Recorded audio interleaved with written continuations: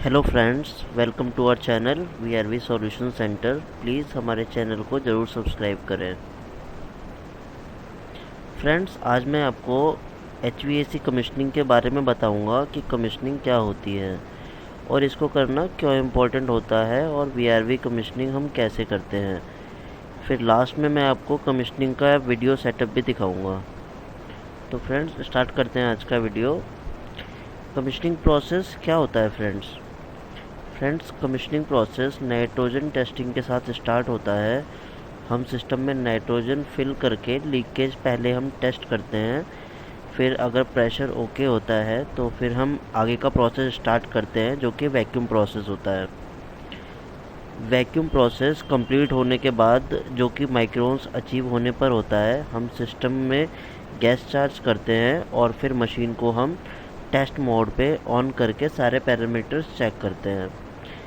अगर सारे के सारे पैरामीटर्स और मशीन की कंडीशन सारी मोटर्स, कंप्रेसर्स वगैरह सब कुछ सही चलते हैं तो हम सिस्टम को हैंड ओवर कर देते हैं कस्टमर को। ये जो पूरा प्रोसेस है, हम इसी को कमीशनिंग प्रोसेस बोलते हैं। Types of commissioning. कमीशनिंग हमारी 3 टाइप की होती है: इनिशियल कमीशनिंग, रेट्रो कमीशनिंग और रिकमीशनिंग। इनिशियल कमीशनिंग हम उसे कहते हैं जो कि हम सिस्टम को जब फर्स्ट टाइम कमीशनिंग करते हैं तो उसे बोलते हैं, जो कि हम बेसिकली लो साइड की करते हैं, इंडोर की तरफ की। रेट्रो कमीशनिंग वो कमीशनिंग होती है जो कि हम सिस्टम की एफिशिएंसी को इम्प्रूव करने के लिए करते हैं, जो कि हम ड्यूरिंग मेंटेनेंस और ऑपरेशन टाइम पे हम एनालाइज करते हैं कि सिस्टम की परफॉर्मेंस अगर लो है तो हमें उसको थोड़ा सा इम्प्रूव करना चाहिए। तो हम जो उस टाइम पे कमीशनिंग करते हैं तो उसको बोलते हैं रेट्रो कमीशनिंग, कुछ एडिशनल चेंजेस के साथ। तीसरा है रिकमीशनिंग। ये कमीशनिंग बेसिकली रिपेयर और मेंटेनेंस के लिए होती है।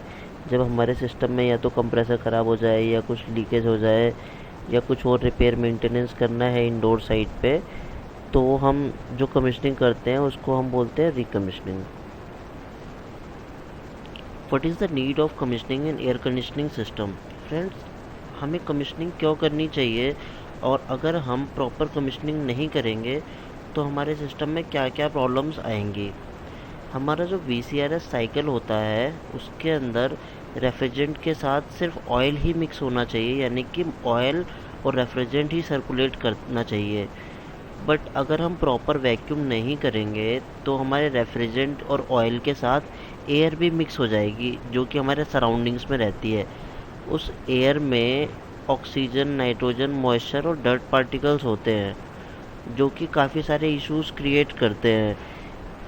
इन गैसेस की वजह से हमारे सिस्टम में बहुत सारी प्रॉब्लम हो जाएंगी, जैसे कि मशीन का प्रेशर, डिस्चार्ज प्रेशर बहुत ज़्यादा बढ़ जाना, जिसकी वजह से मशीन का ट्रिप होना, हमारा जो सिस्टम है उसकी एफिशिएंसी का कम हो जाना, as per heat load calculation उसकी कूलिंग और हीटिंग एफिशिएंसी जो है उसका कम हो जाना, स्लज फॉर्मेशन हो जाना मॉइस्चर और डर्ट पार्टिकल की वजह से। जो हमारा एयर होती है उसके अंदर मॉइस्चर और डर्ट पार्टिकल होते हैं, जिसकी वजह से स्लज फॉर्मेशन हो जाता है, जो कि हमारे जब रेफ्रिजरेंट के साथ सराउंडिंग वो रेफ्रिजरेंट के साथ वो सर्कुलेट करेंगे तो ड्रायर, स्ट्रेनर और एक्सपेंशन वॉल्व जो है उसको चोक कर देंगे, जिसकी वजह से हमारा सिस्टम जो है वो प्रॉपरली काम नहीं करेगा और काफ़ी सारे इश्यूज भी क्रिएट करेगा। तो फ्रेंड्स, मैंने आपको अभी तक बताया कि कमीशनिंग प्रोसेस क्या होता है और हमें कमीशनिंग करना क्यों इम्पोर्टेंट होता है।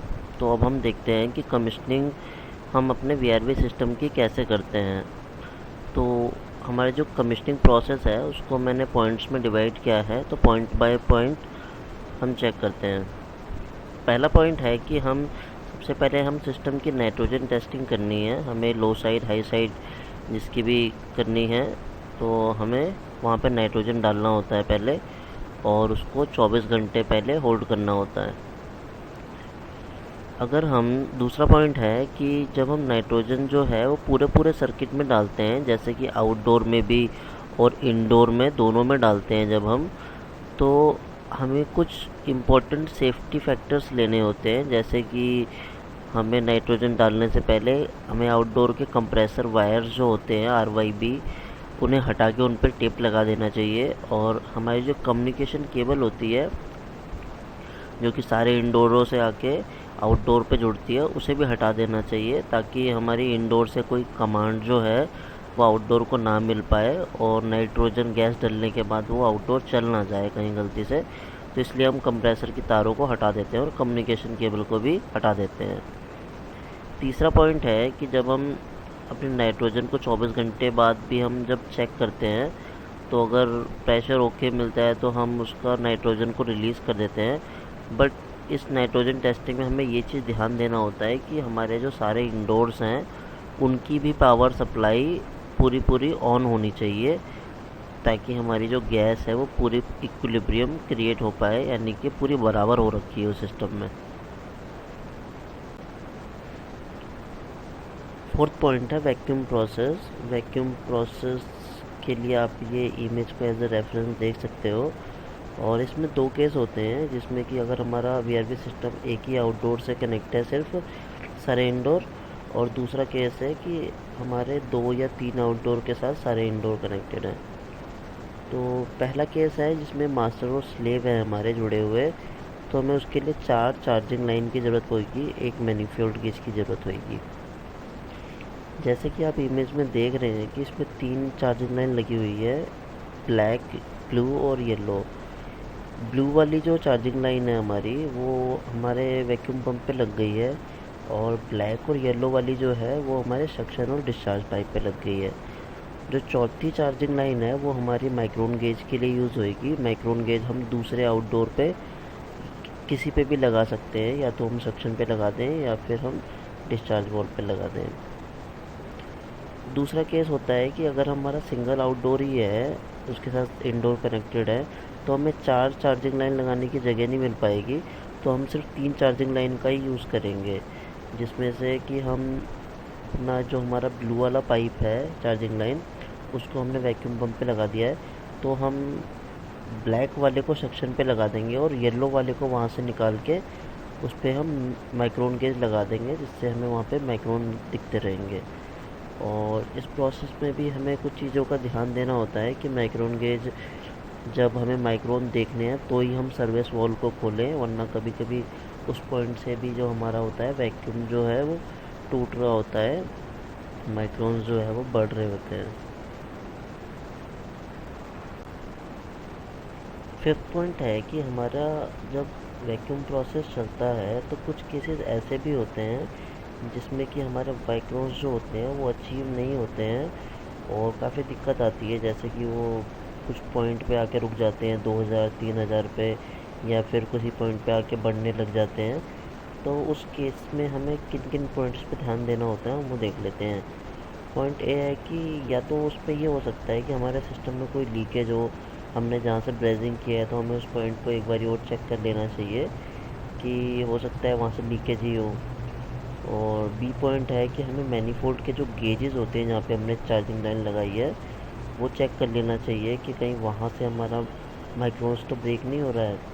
और अगर ये पॉइंट्स भी सही हैं दोनों पॉइंट, तो हमें वैक्यूम पंप को देख लेना चाहिए कि कहीं वो हीटअप तो नहीं हो जा रहा है चलते चलते 2 घंटे 4 घंटे बाद। तो अगर ऐसा हो रहा है तो हम उसका वैक्यूम पंप का ऑयल भी चेंज करके देख सकते हैं।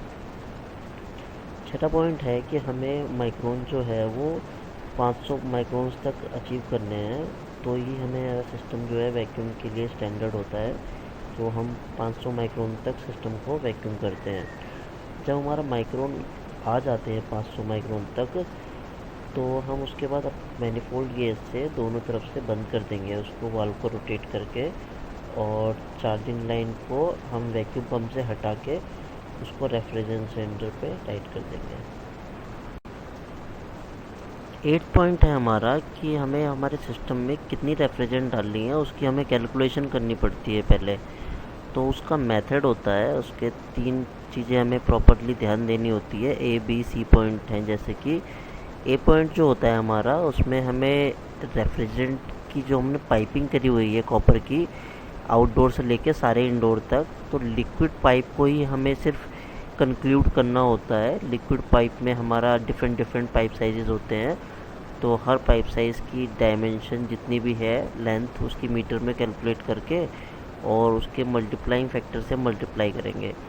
जैसे कि अगर पाइप साइज़ हमारा है 6.35 क्वार्टर का पाइप है, तो उसको हम 0.023 से मल्टीप्लाई करेंगे, उसको ऐड करेंगे 9.52 वाले कॉपर पाइप से 0.06 करके मल्टीप्लाई कर देंगे और इसको हम ऐड करते चले जाएंगे। जो जो पाइप साइजेस हमारे लगे होंगे उसको इसमें ऐड कर देंगे, हम जोड़ देंगे। फिर बी पॉइंट आता है हमारा डाइवर्सिटी के लिए। डाइवर्सिटी हमारे सिस्टम पे कितनी है ये भी मैटर करता है। अगर हमारा 20 एचपी का एक आउटडोर है, सिंगल आउटडोर, और उस पर 22 एचपी या 24 एचपी इंडोर का लोड है, तो वो मोर देन 100% हैगा, तो उस एक्स्ट्रा लोड के लिए हमें एडिशनल गैस चार्ज करनी पड़ती है सिस्टम में। तो हम उसके लिए भी एक एक्स्ट्रा अमाउंट ऑफ गैस डालेंगे। वो हर कंपनी का अलग अलग होता है, आधा kg, 1 kg, 2 kg, जितना भी डालना होता है वो हर कंपनी का अपना अपना होता है। सी पॉइंट होता है कि हमारे जो हाई कैपेसिटी इंडोर्स होते हैं, जैसे कि 4 HP, 5 HP या फिर 8 HP का हमारा जो इंडोर होता है, मान लो एच हो सकता है, कैसेट हो सकता है या डक्टेबल हो सकता है, तो उसके लिए भी हमें पर इंडोर एडिशनल चार्जिंग करनी होगी। तो ए, बी और सी को मिला के हमारी लिक्विड वो रेफ्रिजरेंट गैस कैलकुलेशन होती है। ए पॉइंट पे हम लिक्विड पाइप को जोड़ के बी पॉइंट से जोड़ेंगे डाइवर्सिटी के लिए, और C point high capacity indoor से। इन तीनों पॉइंट्स को जब हम जोड़ देंगे तो हमारा फाइनल रेफ्रिजरेंट कितना हमारा डालना है सिस्टम में वो कैलकुलेट करके निकल जाएगा। 9 पॉइंट है कि हमें जो गैस चार्जिंग करनी होती है वो हमारे लिक्विड वाल्व से डिस्चार्ज वाले से करनी होती है, और उसके लिए हमें जो हमारा रेफ्रिजरेंट सिलेंडर होता है उसको हम उल्टा कर देते हैं ताकि सिर्फ हमारा लिक्विड ही अंदर सिस्टम में जाए, वेपर ना जाए उस सिलेंडर की। और 10 पॉइंट है कि हमें जब हम रेफ्रिजरेंट डालते हैं हमारे वॉल्व से, उससे पहले हमें पर्च करना होता है चार्जिंग लाइन को, क्योंकि जो चार्जिंग लाइन के अंदर जो मॉइस्चर कंटेंट है वो हमारे सिस्टम में ना चला जाए। इसके लिए हम सर्विस वॉल से थोड़ा सा लूज़ करते हैं चार्जिंग लाइन को, जिससे कि वो पर्च हो जाता है और सिर्फ लिक्विड रेफ्रिजरेंट ही अंदर जाता है। 11 पॉइंट है कि जब हम गैस जो है वो कंप्लीट सिस्टम में डाल देते हैं, तो हमारे जो बॉल बार लगे होते हैं आउटडोर यूनिट में, उन दोनों को हम सक्शन डिस्चार्ज दोनों को ओपन कर देते हैं। गैस जो है वो हमारी बैलेंस हो जाती है सिस्टम में। फिर 12 पॉइंट है कि हम उसको मशीन को टेस्ट ऑपरेशन पे या फिर कमिश्निंग मोड पे हम उसको मशीन को ऑन कर देते हैं। 13 पॉइंट है कि हमारी जो मशीन होती है उसको जब हम टेस्ट ऑपरेशन पे या कमिश्निंग मोड पे चलाते हैं तो वो अराउंड 30 मिनट्स या 40 मिनट्स 45 मिनट्स चलती है मशीन। तो उस टाइम पीरियड पे ही हमें सारे पैरामीटर्स नोट डाउन करने होते हैं, चेक करना होता है सिस्टम कितनी कूलिंग कर रहा है या हीटिंग कर रहा है, और हमारे जो मोटर है, कंप्रेसर है, उन सबको हमें एम्पेयर चेक करने होते हैं, और मोटर सही तरीके से चल रही है नहीं चल रही है, इंडोर सारे चल रहे हैं नहीं चल रहे हैं, कितनी कूलिंग कर रहे हैं, ग्रिल टेम्परेचर वगैरह, ये सब हमें उस टाइम पे ही देखना होता है। जैसा कि मैंने आपको भी बताया कि हमें जो हमारा मशीन टेस्ट ऑपरेशन पे चलती है तो कुछ पॉइंट्स नोट डाउन करने होते हैं, चेक करने होते हैं। तो 14 पॉइंट हमारा यही है कि हमें क्या क्या पैरामीटर्स चेक करने होते हैं। उसमें से ए पॉइंट है कि हमें इंडोर पे उसका ग्रिल टेम्परेचर चेक करना होता है, जो कि अराउंड 10, 11, 12 आता है। इतना अगर टेम्परेचर 15-20 मिनट बाद, आधे घंटे बाद अगर आता है इंडोर से, तो हमारी गैस ओके है और हमारी जो कूलिंग है वो सफिशिएंट है उस इंडोर से। बी पॉइंट है कि अगर पॉसिबल हो पाए तो हम इंडोर के जो लिक्विड और गैस की जो वैल्यूज़ होती है हमारे इंडोर पे, लिक्विड कितना एंटर कर रहा है और वेपर बनने के बाद कितना टेम्परेचर आ रहा है, वो हम अगर चेक कर पाएँ आउटडोर के पैरामीटर से, या फिर अगर हमने लैपटॉप लगा रखा है सर्विस टूल के साथ, तो हमें ये पॉइंट्स देखने होते हैं इन और आउट टेम्परेचर। जो कि लिक्विड टेम्परेचर जो इन होता है वो 7 से 8 डिग्री होता है इन होने का, और आउट होने का गैस टेम्परेचर जो है वो 11 डिग्री से 12 डिग्री होता है। सी पॉइंट है कि हमें सारे कंप्रेसर के एम्पेयर जो है वो चेक करने चाहिए। अगर 5 HP का हमारा कंप्रेसर है तो वो जितने एम्पेयर लेगा उतना ले रहा है कि नहीं ले रहा है। 10 HP वाला हमारा कंप्रेसर जो है वो कितने एम्पेयर जितना लेना चाहिए उतना ले रहा है कि नहीं लेना चाहिए, ले रहा है कि नहीं ले रहा है, हमें ये सब चेक करना चाहिए। डी पॉइंट है कि हमें अपना उस मशीन का मैनिफोल्ड गेज लगा के सक्शन और डिस्चार्ज प्रेशर देखना चाहिए। सक्शन प्रेशर जो है वो हमारा 120 PSI तक रहता है रनिंग कंडीशन में, और डिस्चार्ज प्रेशर जो है वो हमारा 400 PSI तक रहता है। 15 पॉइंट है कि हमें रूम्स में जाके एयर फ्लो देख लेना चाहिए कि हमारे जो इंडोर है ब्लोवर जो है वो प्रॉपरली चल रहा है, फंक्शन कर रहा है कि नहीं कर रहा, और हमारा CFM जो है वो हर पॉइंट पे रूम में सही आ रहा है कि नहीं आ रहा है। 16 पॉइंट है कि अगर हमारा ऑब्जर्वेशन में हम 40-45 मिनट लेते हैं, 45 मिनट्स ऑब्जर्वेशन के बाद अगर हमें लगता है कि सब कुछ प्रॉपरली वर्क कर रहा है, हमारा सिस्टम है वो पूरा 100% सही वर्क कर रहा है, तो हम सिस्टम को कस्टमर को हैंड ओवर कर देते हैं। फ्रेंड्स, आगे एक कमीशनिंग वीडियो है, वो हम देख लीजिए। फ्रेंड्स, ये ब्लू स्टार का VRV सिस्टम है हमारा, और ये यहाँ पे वैक्यूम चल रहा है हमारा।